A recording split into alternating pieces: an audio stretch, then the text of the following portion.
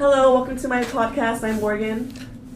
Yo, what's up? I'm Caleb. It's your boy Sam. It's Andy. Hey. Well, thank I you love guys the for joining enthusiasm. me. I know the enthusiasm slowly decreased as they went throughout the introduction. So let's get right into it. So how do you guys feel about note taking? Does it really help you or it doesn't help you? Is it necessary? Yeah, I go first. All right. So it does help me. It does. It does, because like instead of reading something like all over again, when they ask you a question and they're like, well, where in this paragraph did they read about this and this and this, and you're like, oh shoot, like this is like in the middle of the essay or whatever.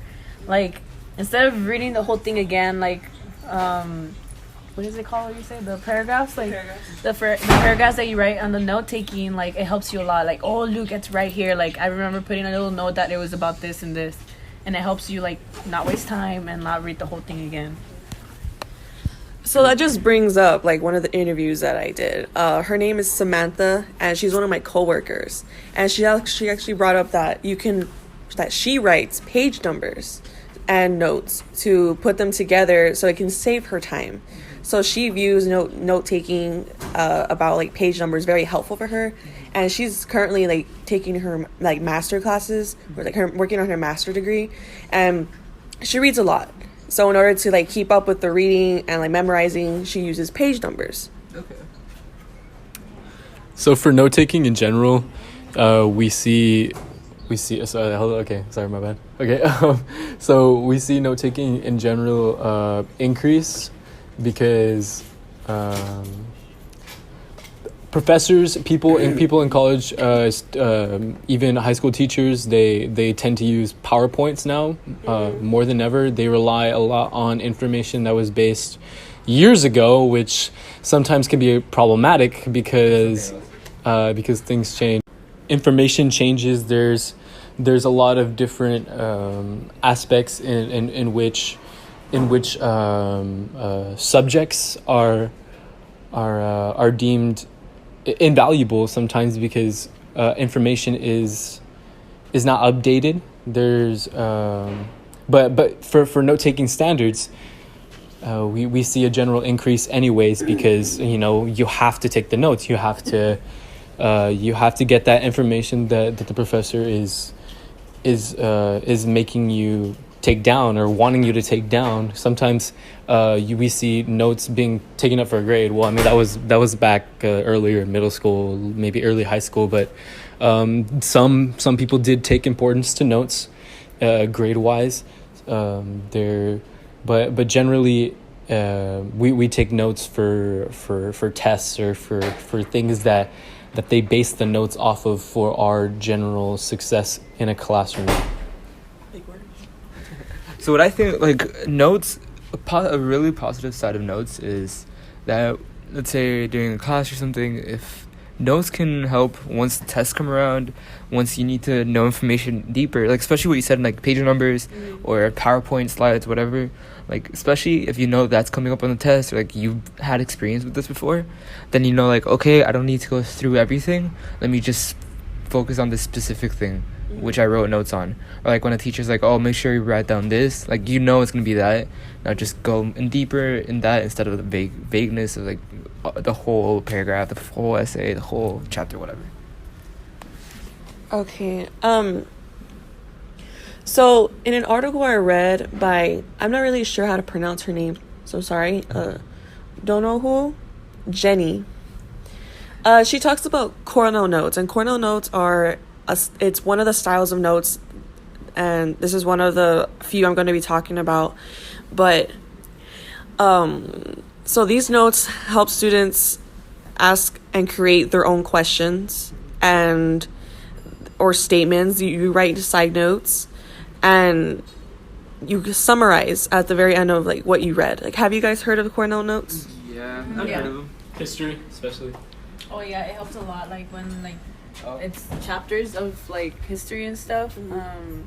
Instead of like summary and everything, like you just put like the important dates and stuff, and just write a little bit of something, and it helps you a lot. For me, at least, Cornell notes, just because they were like forced by my teacher, I didn't like them or tend to like them. only because they were like too specific of a way to write notes. Like you had to do it this way or else you were wrong. When in my case, like just like bullet points, just like simple notes that I think are easier or can be more effective. Like And that's what having to follow like an actual Yeah. structure. And that's what people in history do too. Like the teachers, they instead of like reading us chapters and stuff, they do PowerPoints of the important stuff of the chapter. Like they don't really like read anymore. Those That's are what they notes do. themselves also. Yeah. Yeah. No, but a lot for that is this whole note-taking experience. A lot of it depends on what type of listener you are. You can be somebody who's observant, a visual learner. Maybe so you'll need a PowerPoint. Others can be sort of a listening learning where they don't look at the PowerPoint. They put their heads down and they write notes based on what the teacher is saying off of the PowerPoint or just general things that they're saying. And that's what's important about the teachers actually teaching and not just reading off the PowerPoint, because not everybody is a visual learner. So note-taking experiences vary based on that, and other people can be hands-on learners. So notes wouldn't really work for them. They would need a project or something else that they can use in order to be successful in the classroom. Yeah, well, personally, I think Cornell notes, they don't help me, like, personally, but I think bullet points help me, like what Sam was saying. It's quick thoughts, quick actions,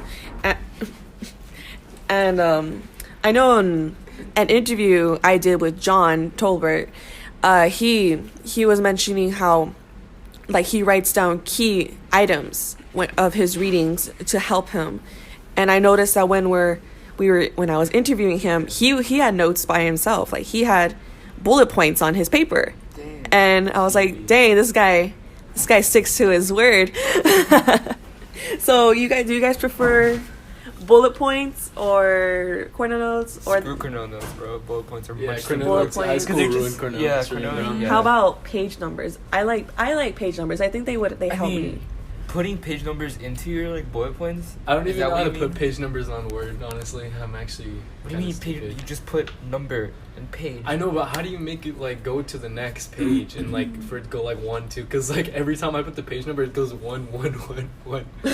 Oh, see, Just put it like, might not help everyone. Okay. Like, Caleb feels like it doesn't help him. The bullet points help him. That's Caleb. So that's a But- different perspective about it. I guess, yeah. But just in general, like putting page numbers in the bullet points or like bullet points, I mean, page numbers page numbers themselves, like it doesn't mean that they're better notes. It just helps helps people a certain way that it doesn't help different people. Yeah, it's time saving and it helps with generalization of knowledge. You tend to people tend to kind of like over elaborate on How to take notes. on how to take notes, on the way that they take notes, that they lose that focus of, or maybe not even lose focus, but lose time in that the teacher, we changed slides, you're next slide, and you lose out on information. So that's very important for you to bullet. Yeah. What do you think, or? Yeah, and I disagree. Like, whatever is time saving and effective, then that's just the best way for a person. Like, it's not gonna be the same for me as if you're Caleb or Andy or you. Like, just whatever works. Yeah, I'm smarter, so. Well, personally, I think note take is important. Any kind of note take is important. Oh, yeah. And I learned from right now, one prefers like Cornell notes, bullet points, and page numbers. So it's all different. Well, thank you guys for participating with me. No podcast. Yeah. Bye.